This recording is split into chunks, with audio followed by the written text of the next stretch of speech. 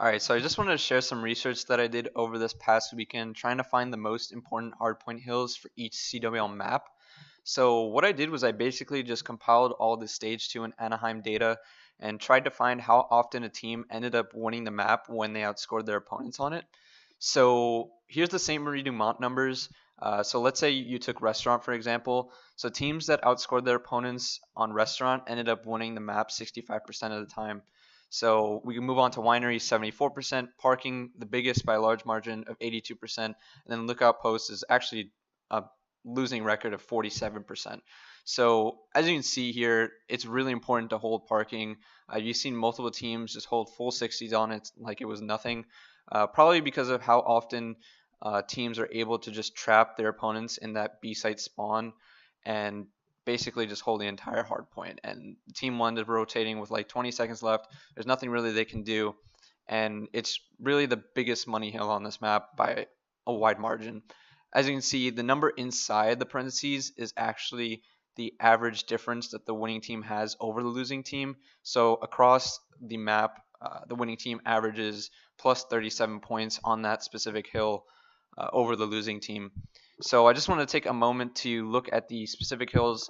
Restaurant to start off, 65% is actually pretty high from what I expected it to be just because of how big of a contest hill it is.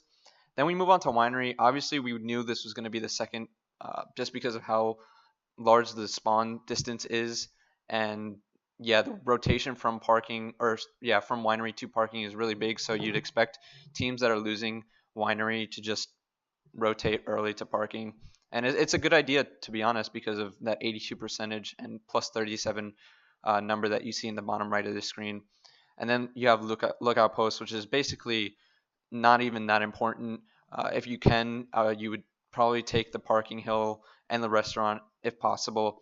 And that number is probably really small just because of how often teams get those money hills and just outscore others by a wide margin. So the other team has to rotate to lookout post, and even though they're outscoring the other team on lookout post, they're still going to lose because they lost all of those points towards parking. All right, so we'll move on to Ardent Forest now, and we'll just go in the direction of the actual hill rotation. So first off, we have Cave at a 72%. This is actually pretty high. Most people think this is a contest hill, and it kind of is, but isn't at the same time. So you'll see a lot of teams rotate at 25, maybe even 30 seconds towards Ruins just because if they're losing Cave, they think it's just an easier rotation to Ruins, which it is, but you're losing out on a bunch of scrap points that you can be getting on Cave, and it's just an easy hold for whoever is actually still in Cave. So moving on to Ruins. Ruins is actually also a 72%. So these two have a really high percentages.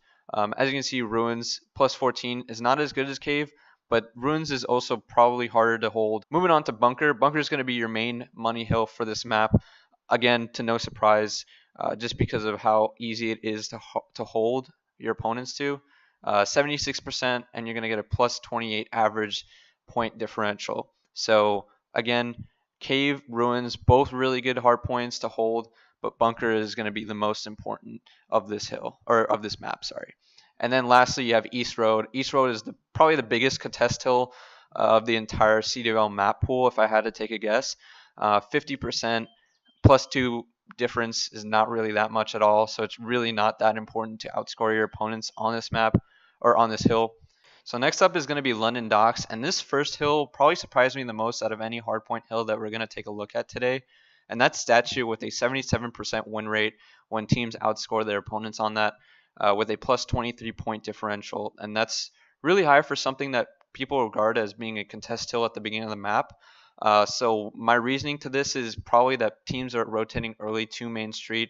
It's probably that same dynamic that Cave and Ruins had on Ardent Forest, where teams are just going to be soaking up that scrap time while the opponents rotate early to Main Street. The Main Street and Docks are going to be next. They both have a 61% win rates. I thought this was going to be a little bit higher, but they're still around a good percentage. And then you have Barrels, which, to no surprise, is going to be your money hill. 77% win rate. Going to be the same as Statue, but it does have that extra point differential just because of how hard it is to break. So definitely the biggest money hill of this map, and the one team should be trying to rotate early for. And then lastly, you have Crane at number 5, which is probably the biggest contest hill. Actually, it is the biggest contest hill of London Docks 48% win rate. It really doesn't matter if you outscore your opponents on this because teams are probably just going to be scrapping around and getting points evenly. And with a plus 0.75 point differential, which is basically nothing. So another reason maybe that statue is so high is because of teams rotating early from Crane and getting that early setup on statue and getting a lot of points on it. Moving on to Gibraltar, and we're going to start off with pit center. A really big contest hill to start the map. I wasn't really expecting too high of a number, so 58% is basically where I expected it to be. But I wasn't expecting Courtyard and Castle Road to be so low with 58 and 55% respectively. Don't get me wrong, these two are big money hills. Castle Road's probably the hardest to break. But what I see is maybe teams are either scoring a lot on Courtyard or scoring a lot on Castle Road, and there's no real in between where they're just taking a big chunk of the other hard point and outscoring a lot on one of the hard points. So that's probably why you see a little bit lower of percentages for those two. And then we're moving on to turret, which is the most important hill of the entire hardpoint rotation with 85% and a plus 33 point difference. So a really big hill. Most people don't really notice that turret is so important just because of how big Castle Road and Courtyard are to break because of spawns. But turret is just as important, if not more, with that 85% win rate. So really surprising. I was expecting it to be high, but not that high. So really important to get turret hill during your rotations.